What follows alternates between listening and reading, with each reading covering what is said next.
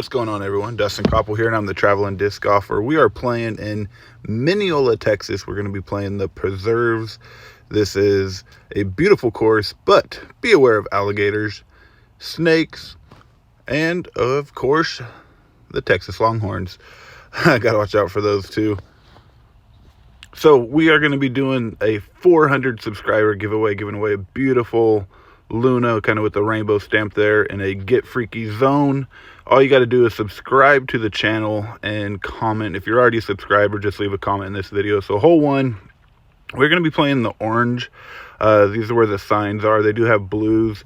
With the blues, though, you have to just kind of, some of them are marked, some of them are not, so you just kind of have to figure out where it's at. But hole one, just a downhill, almost 400 foot shot. I was trying the big hyzer line over the tree just to kind of see how it'd play. I have not got to play in a while. I've been doing a lot of traveling. I know that seems kind of silly, but different in the martial art industry, black belt tests and things like that. So hole two, this is going to be a low ceiling right off the bat, pretty short one. Just got to make sure you keep it underneath those trees. You can go hyzer or you can go sidearm, just depending, or backhand or sidearm, depending on what you're comfortable throwing there. And I just came up a little short, too low, and just went right by the chains there and for another par. So hole three, this is going to be 215. This one's a little uphill. Just going to have a unique shot with these two trees that are so close to one another. So I try to take that high gap and just aired it out just a little too much, ended up coming short. And then this putt's for birdie, and then just so close, game of inches. I've gotten, to the point to where I do need a putt double.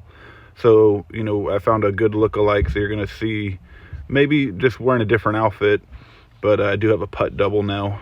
So here we are, hole four, straight shot underneath the trees, plenty of room.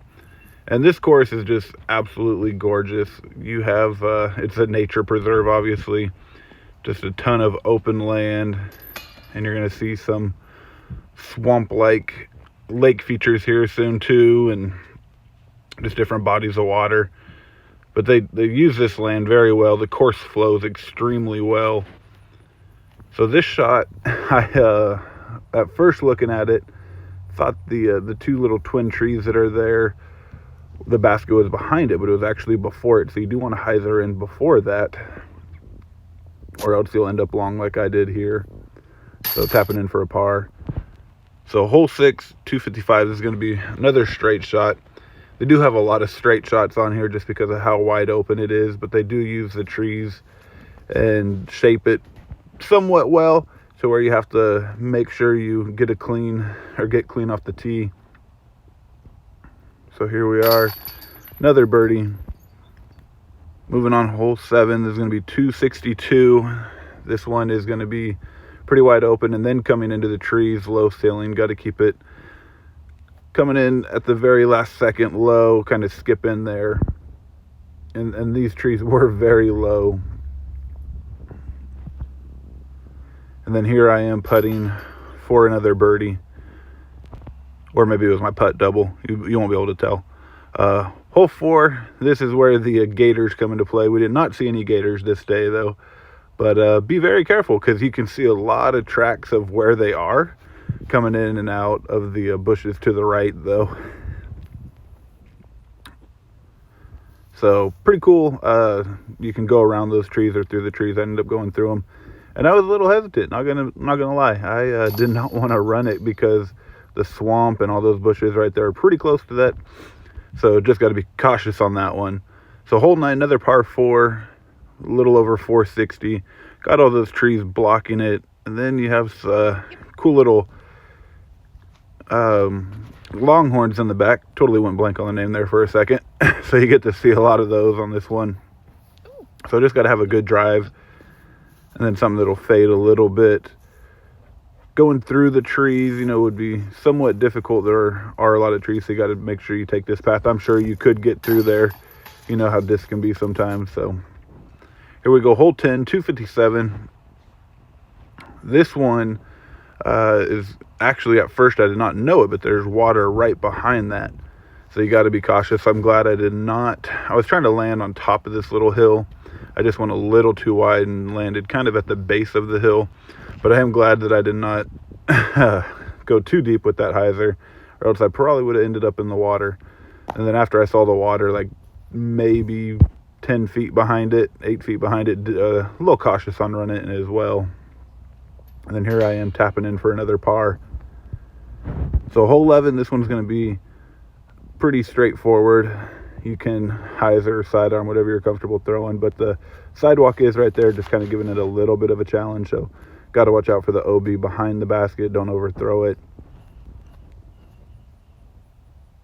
And here we are putting for a birdie, and this one just was a heartbreaker. Just bounced out basically.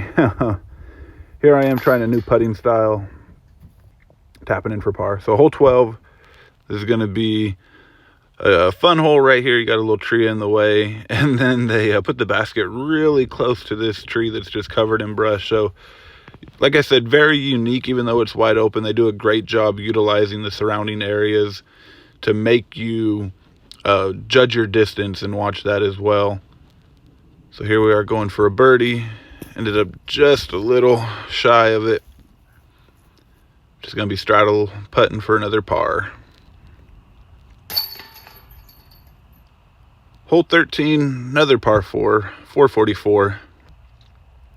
This one's going to be pretty wide open, some trees on the right, got to be cautious of. Then you're going to be coming in through this opening, then traveling up. Going to be throwing my Mayhem here. Got a new one of these, really excited.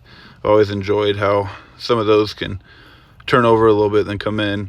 So I did end up a little short, but took a nice little gap here and was able to put that in for a birdie. Now hole 14, this is actually going to probably be one of my favorite holes. I'm obsessed with these styles of holes to where it's open and it just goes into a huge area with trees, and you're just throwing in to the different gaps. So a lot of fun when you have these holes. Just all the groupings and just dead smack in the center, so it gives it like a natural green feel. But I forgot how to putt there. So here we are going for another par. All right, so after hole 14, you're actually going to cross back over the parking lot to 15 and be playing on the other side. So once again, they're utilizing a grouping of trees. A little over 350, throwing my Tesla here. Actually, someone just returned this, and while we were traveling, I was able to pick it up in Knoxville when we were there for a wedding.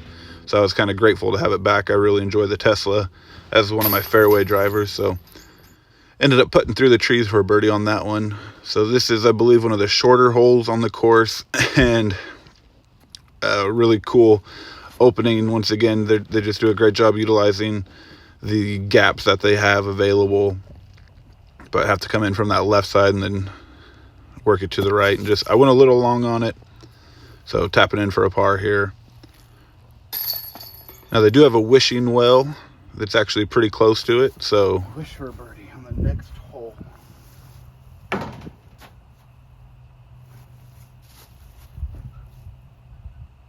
Hopefully I will get a birdie on these next two holes.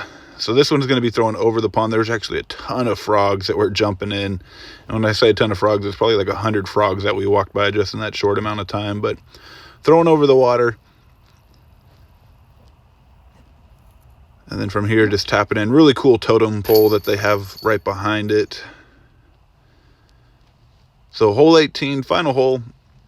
Once again, throwing over the water. I always enjoy a water carry. Those are always my favorite types, and I just love throwing from inside the trees to out.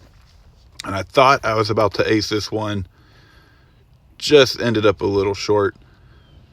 And then here I am putting for a birdie to finish out the round. So 9 under.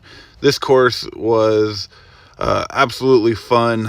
Very, very unique course, the way they utilize the land.